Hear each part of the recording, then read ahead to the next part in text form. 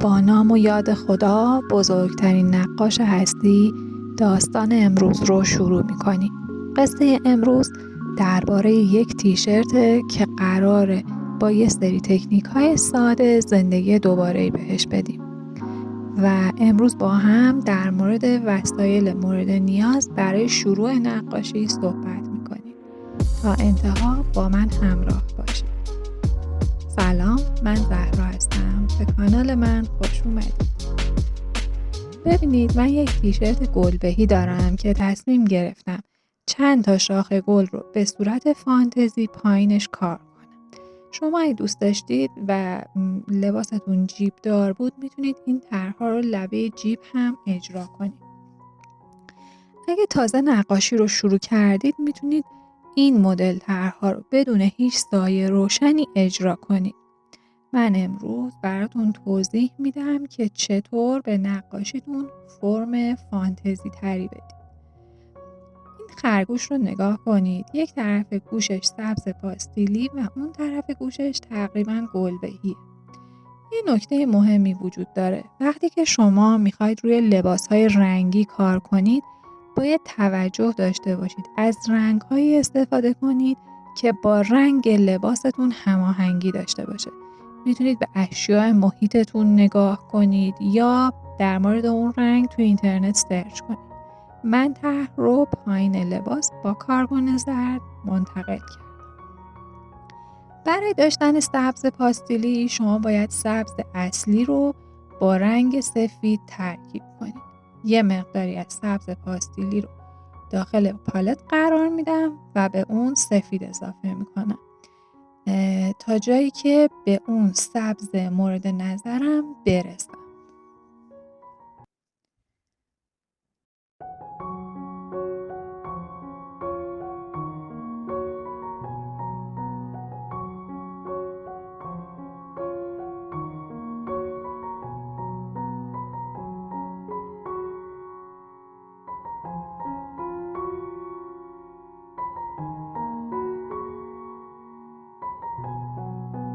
شما میتونید با رنگ‌های دیگه هم رنگ‌های پاستیلی رو بسازید.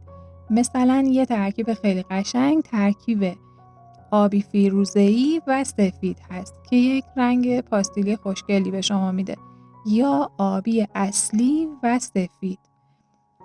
این ترکیب هم خیلی ترکیب قشنگی هست. بعضی رنگ‌های آماده هم تو بازار هست، مثل این سبز که برند یکتا آرت هستش و یا این آبی که برند پبه‌است و یه آبی خیلی خوش رنگه.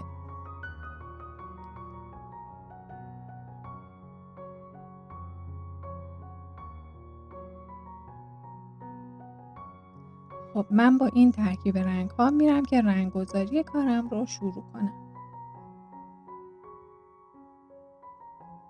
من برای رنگ‌آمیزی این گلبرگ‌ها از 2 تا سبز استفاده کردم که یکیش پررنگ‌تر و یکیش کم رنگ‌تر هست. اما شما اگر خواستید میتونید فقط از یک رنگ استفاده کنید. قسمت بالای گلبرگم رو رنگ کم رنگ‌تر و قسمت پایین اون رو رنگ پررنگ‌تر رو قرار میدم. بعد با استفاده از یک قلموی خشک و تمیز مرز بین اونها رو محو میکنم.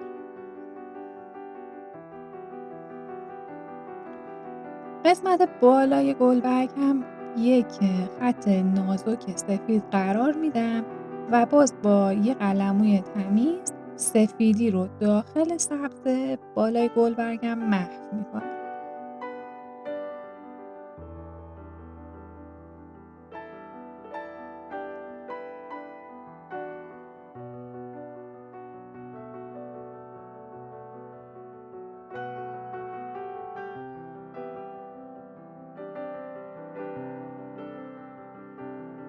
حالا من میخوام با استفاده از ترکیب رنگ‌های زرد، نارنجی و سفید قسمت وسط گلبرگم رو رنگ‌گذاری کنم.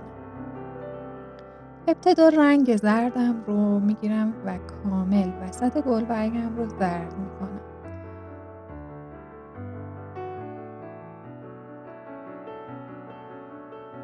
در مرحله بعد نارنجی رو میارم و پایین این دایره رو کمی نارنجی میکنم و مرز زرد و نارنجی رو محو میکنم.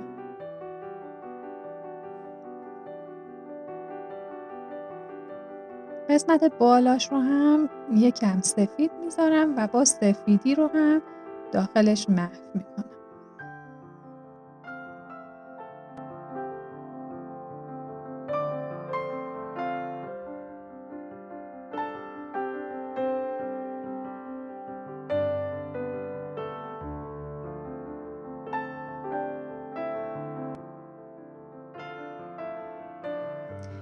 اینجا هم برای درست کردن ویدیو دوربینم رو روشن کردم و بالای میزم قرار دادم.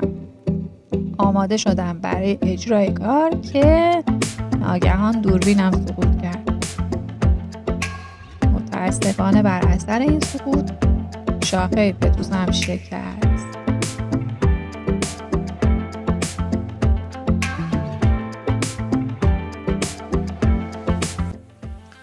خب ببینید من برای این یکی گل از 2 ترکیب رنگی، یکی صورتی و یکی سرخابی استفاده کردم. حالا میخوام یه توضیحی در مورد خرید رنگ در ابتدای کار بهتون بدم. ببینید شما برای شروع کار رنگ هایی که نیاز دارید 3 رنگ اصلی، یعنی قرمز و زرد و آبی و 2 رنگ سفید و مشکیه. اما رنگ های سرخابی و آبی فیروزه‌ای هم 2 رنگی هستن که در ابتدای کار داشتنش خیلی بهتون کمک میکنه. برای همین رنگ سرخابی و آبی فیروزه‌ای رو هم جز لیست خرید رنگتون قرار بدید.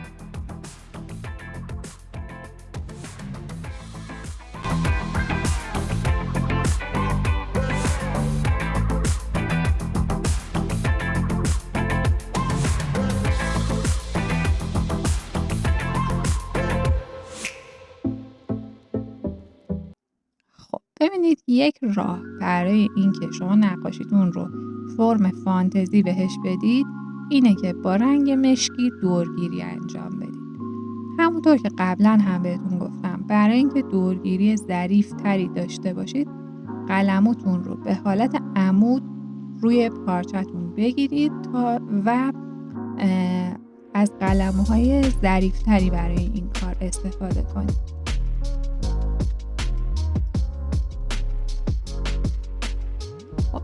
ببینید یک کار دیگه که ما میتونیم برای فانتزی کردن نقاشیمون انجام بدیم اینه که بیایم خطوط سفیدی روی کار ایجاد کنیم و اون خطوط رو دیگه محو نکنیم، باقی بذاریم خطوط سفیدمون.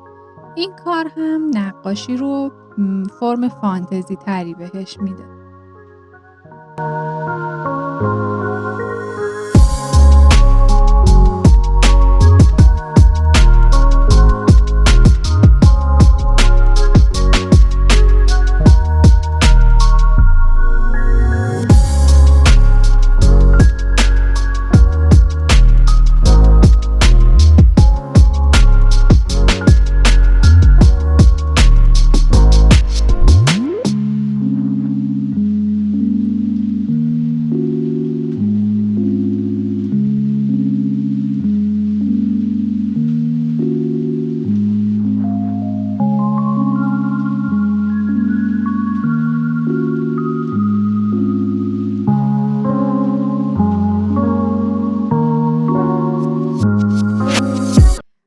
روزگاری کشاورز حریصی در روستای زندگی میکرد که همیشه دنبال داشتن املاک و ثروت بیشتر بود و با هر کسی که فکر میکرد دانشی در این مورد داره صحبت میکرد. روزی غریبه‌ای به روستای اونها اومد. کشاورز احساس کرد میتونه در این باره با این غریبه مشورت کنه. برای همین غریبه رو به صرف چای به خونش دعوت کرد. اونها شروع به گفتگو کردند و غریبه میگفت در سرزمین ما همه مردم خوشحال و خوشبخت هستند. رودخانه هامون پر از آب، خاکمون حاصل خیزه و مردم زمین ها رو با قیمت های پایین خرید و فروش میکنن. کشاورز حسابی وسوسه شد تا به این سرزمین بره و زمین‌های زیادی بخره تا ثروتمندترین آدم اون منطقه بشه. هرچی پول داشت برداشت و به سمت اون سرزمین رفت. همونطور که مرد غریبه گفته بود، زمین‌ها آباد، خاک حاصلخیز و رودخانه پر آب بود و مردم همه شاد و خوشبخت بودند. زندگی اونها فرم قبیله‌ای داشت و اونها توی چادر زندگی می‌کردن. کشاورز پیش رئیس قبیله رفت و گفت میخواد توی این منطقه زمین زیادی بخره. رئیس بهش گفت فردا وقتی خورشید طلوع کرد بالای این تپه بیا. من 4 تیکه چوب بهت میدم و تو تا غروب وقت داری 4 گوشه زمینت رو تعیین کنی. ابتدا به سمت شرق برو و تکه چوبی به زمین بکوب. بعد به شمال حرکت کن. بعد به سمت غرب و در نهایت به سمت جنوب حرکت کن و هنگام غروب خودت رو بالای همین تپه برسون. مرد هنگام طلوع خورشید حرکتش رو شروع کرد. تا میتونست میدوید تا زمین بیشتری رو صاحب بشه. هر جا که آب و خاک حاصل خیزی میدید راهش رو طولانی تر میکرد تا صاحب اون تیکه زمین هم باشه. نزدیک غروب دوان دوان خودش رو به بالای تپه رسوند. اما اون لحظه قلبش از کار ایستاد و مرد. حالا کشاورز ما تنها به 2 قدم زمین احتیاج داشت.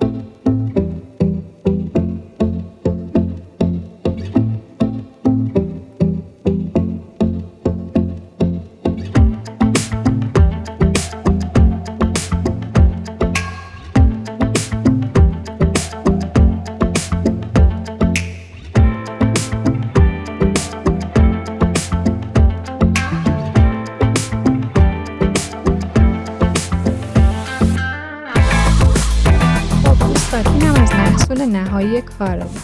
اگه شما ابتدای مسیر هستید میتونید بدون هیچ سایه پردازی این طرح‌ها رو اجرا کنید و فقط با یک مشتی دورگیری اجرا کنید. امیدوارم که از داستان این لباس هم لذت برده باشید. ممنونم از اینکه تا انتهای این ویدیو همراه من بودید.